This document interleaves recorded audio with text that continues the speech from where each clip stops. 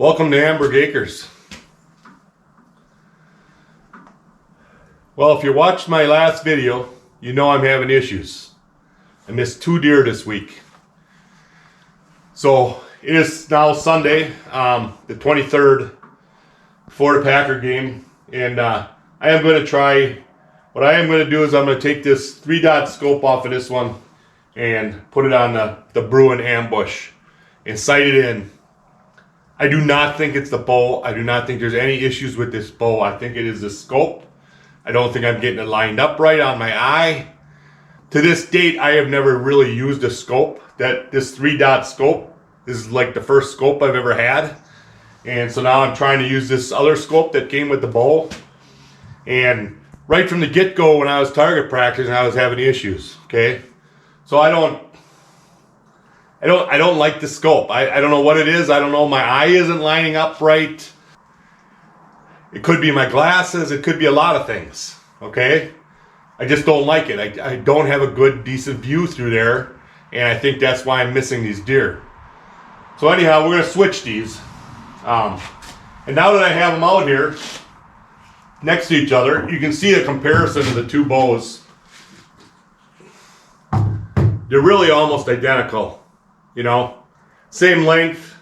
I think the Bruin is just a little bit wider than the Barnett, but they're same type of construction. They're composite construction, and they're very similar. They almost, this whole part up here in the front almost looks like the whole same thing on them. You know, the Bruin came with dampeners and string silencers. The Barnett did not have that. But other than that, they're very, very similar in appearance. The last thing I'd like to comment on is the GoPro, which you're watching on right now. The battery was dead again this morning when I turned it on here to try and film this. Now over here, I have a charger set up. I don't usually have it plugged in. Once they're charged, I unplug it. So I took a battery out of there this morning and I put it in there. It's 100%, okay? So sitting there for 2 days unplugged, that battery is holding its charge. So it's not the battery, okay? But I can guarantee you tomorrow morning when I want to use this camera, the battery that's in the camera is going to be dead. And I cannot explain why. If somebody knows why, please put a message in my comments on this video, and so I can understand why this battery keeps going dead.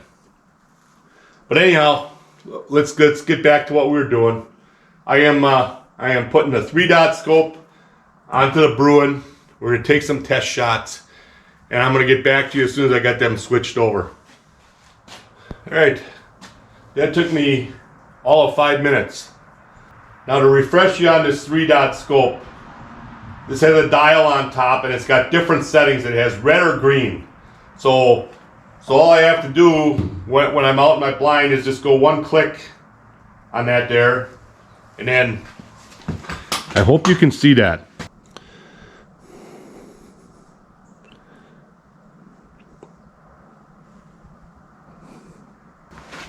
Well, if you couldn't see that, there's 3 dots in there.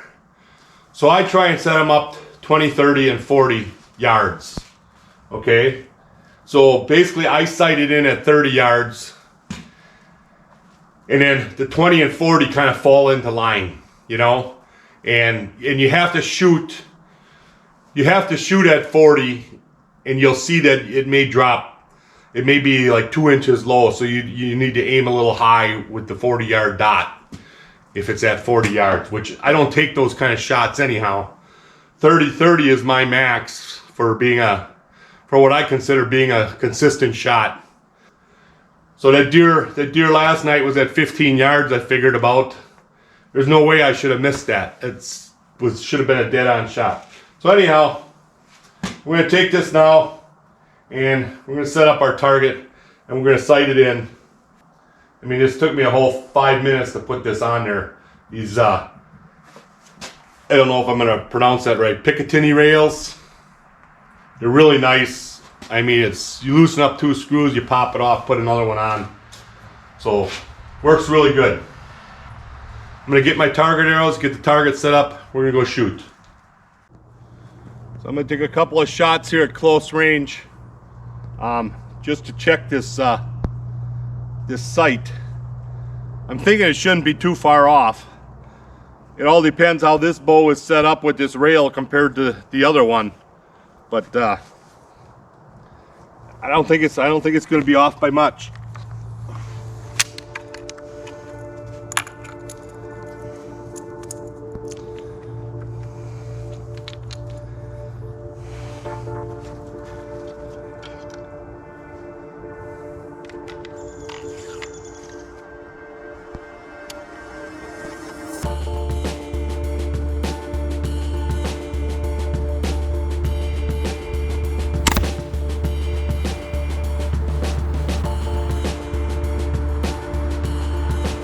That one's almost perfect. Just off to the left a little bit.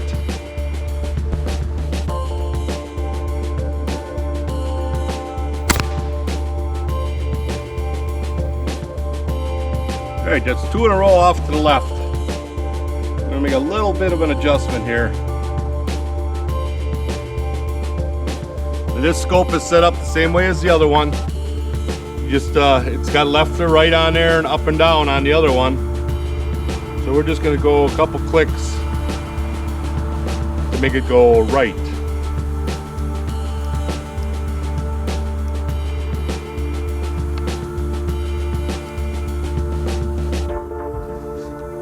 Let's try another shot at this distance.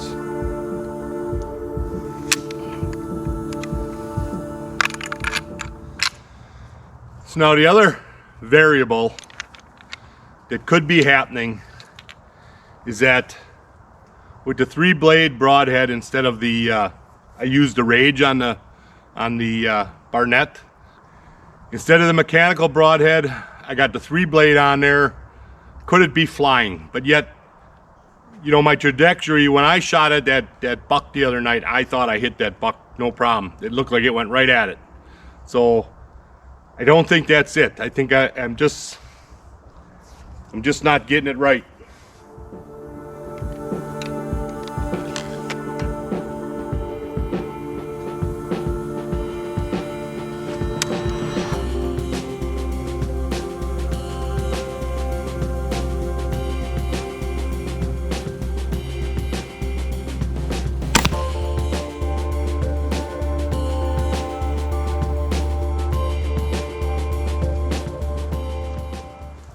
Gonna do a few. It's perfect for height. It's just off to the left a little bit yet. All right, we're gonna back up and shoot a few from 20 yards. All of these arrows, even though they're different brands, these should all be weighted the same because that's the way I buy them. I buy them to make sure they're right around a 400 grain arrow. It's 300 grain arrow and then 100 grain tip on it. I believe, I'm pretty sure it's 400 grains. So they should all be weighted the same. And they seem to be flying consistent, so I think the other thing I'm going to do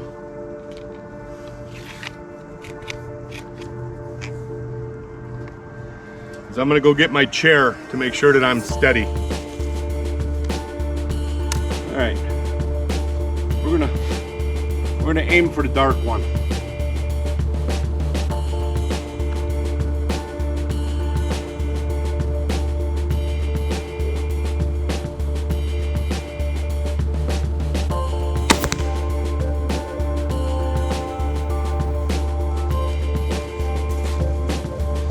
The up and down is perfect.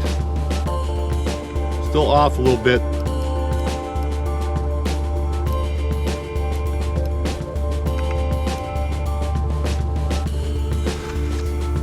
Still off a little bit left to right, which left to right wouldn't have made me miss the deer. It's up and down definitely is why I'm missing the deer.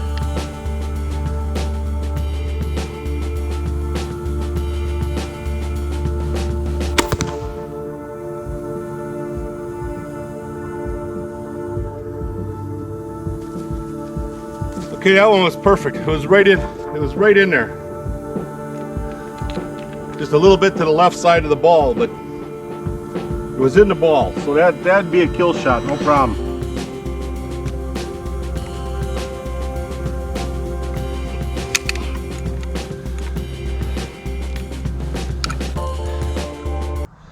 And like I say, it's not the bow. It's definitely that scope. I can tell you that just from right now by shooting. And I am trying to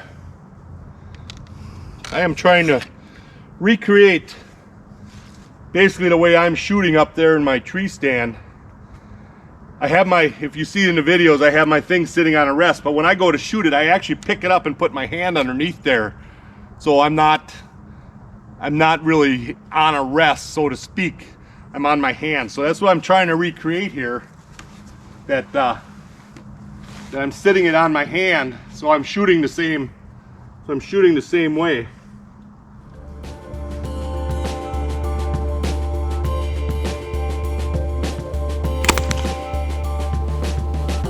All right. We'll see what those look like. Okay, them last two shots are right in there. So I'm going to shoot now at 30 yards, and just standing back here looking at that target. And I know it's deceiving because a deer looks so much bigger out in the woods than it really is. But even with my glasses on, I can't read the numbers on those balls on that target. So I'm going to shoot for the one in the lower right. I believe it's a number 6. And I am using the middle dot now for the 30 yard. And we'll see, we'll take one shot, I'll walk down and look, and then I'll see, I might have to adjust a little bit because at 30 yards it already starts dropping. I'm not sure with this one here because I really didn't test it that thoroughly, but with the Barnett, it dropped about 6 inches once you got back to 30-40 yards. It's dropping 6 inches. So we'll see what this does here.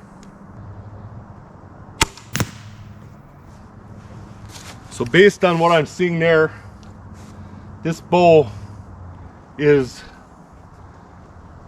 how do I want to say that, stronger and faster than the Barnett, because that one went quite a bit high. So that's telling me I should still be using my 20 yard dot at the 30 yard distance. So if that's the case, there is no reason I should have missed that buck at 30 if it was at 30 yards.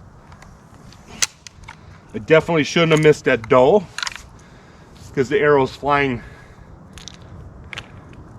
Basically what I'm saying is the arrow isn't dropping as much as the Barnett. So I'm going to take a shot. I'm going to use a 20 yard pin, and let's see where this one goes.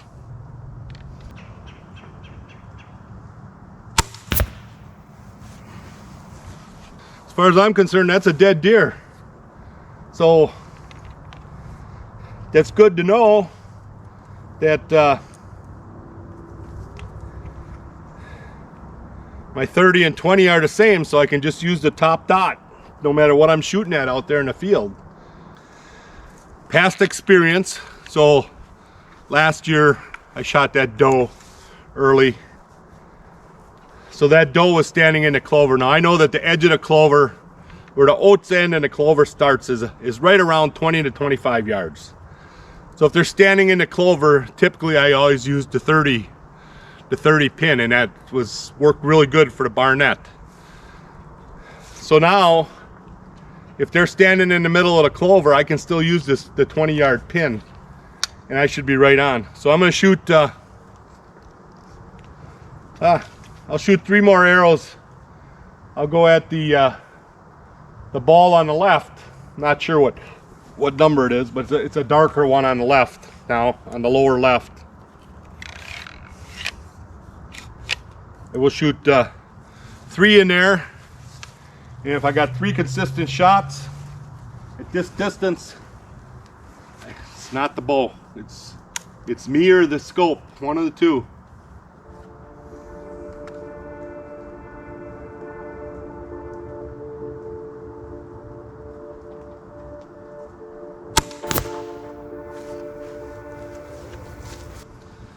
think this bow is much quieter than the Barnett because of the limb dampeners and the string silencers and that type of stuff.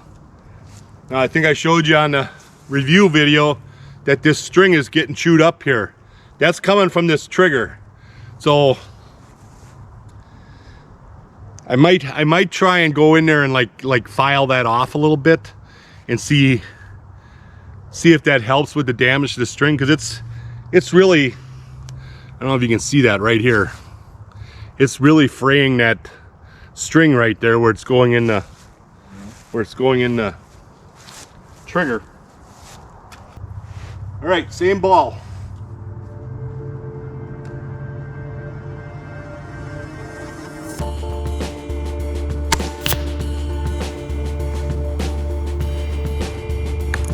All right, we're gonna aim for the red one on the upper left now.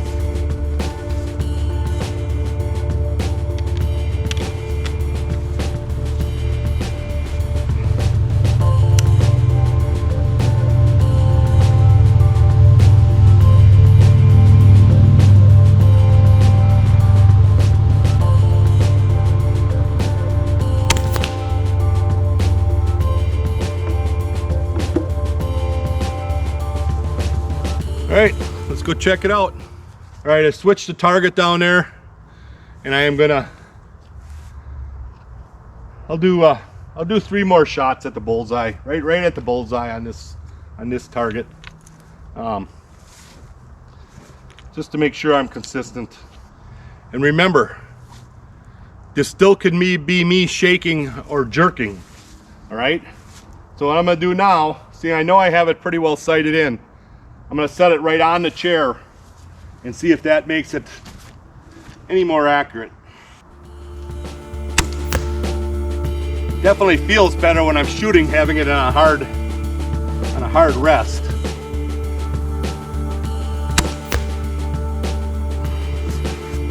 All right, last shot. Okay, let's go see what we got. Well, you can't tell me I missed that deer with a pattern like that. That's 30 yards. So yeah, they're not as tight together as I was at 20, but I'm not missing that deer with that pattern. So it's not the bow. It definitely was the scope or me just being a bozo, one of the two. So I've ruled out the arrows because I have, let's see, three arrows here that are Maximus crossbow arrows. I have 2 of the original arrows that came with the Bruin Ambush, and then I have a Rigo X. Okay, that's some that I bought off of Amazon, and they're all weighted the same, and they all shoot about the same. That last pattern was, there's no way I missed that deer with that pattern I just shot at 30 yards. So, I mean, 20 yards, yeah, I should have a pattern like this. But at 30 yards, you know, I had a pattern about like that. So, I didn't miss that deer because of that pattern right there. So, last thing I'm going to do here,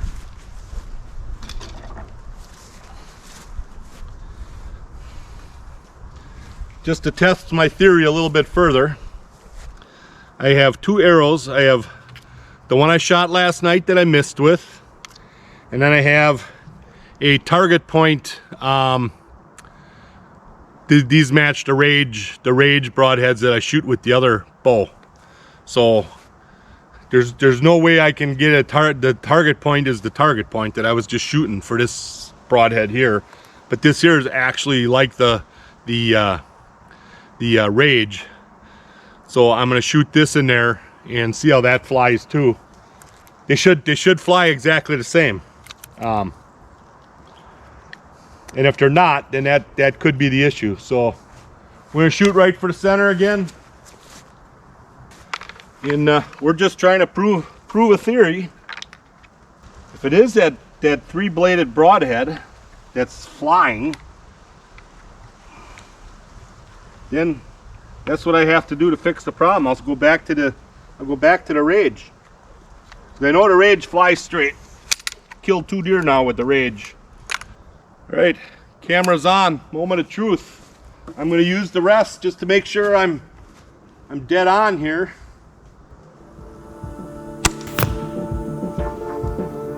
So that was the 3-blade.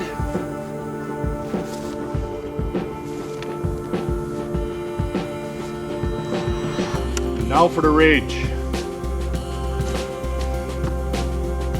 It's all the rage, you know.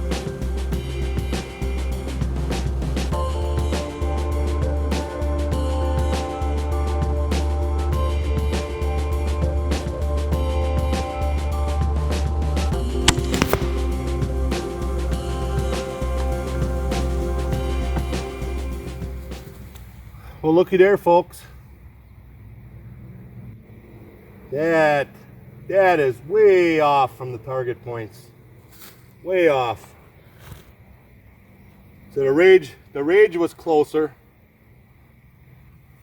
which is a good thing. But this 3-blade now, I ain't even get, oh my. Yeah. I'm not even gonna get that out of there. So it very possibly could be the arrows. The arrows are flying with that 3-blade on there. This one wasn't as bad, but it went different too. After seeing them last 2 shots now, I am definitely gonna go back to the mechanical broadheads. They fly better. That 3-blade went way off target. Now it went high and to the right, which should have still been a kill shot for that doe last night. So why it went low out there, except that you know, I'm shooting downhill a little bit. Here I'm shooting on a flat plane. But the rage definitely flew much better, much closer to the target that I was hitting with the target points. So I'm going to switch to the rages. I'm going to go hunting this week, and in the future I'm going to look into getting a different target point for the, or at least when I buy new points, I'm going to buy one with a target point so that I can adjust with that target point. And I think that's what I'm going to do. So all right, so you will see me in the woods next. All right.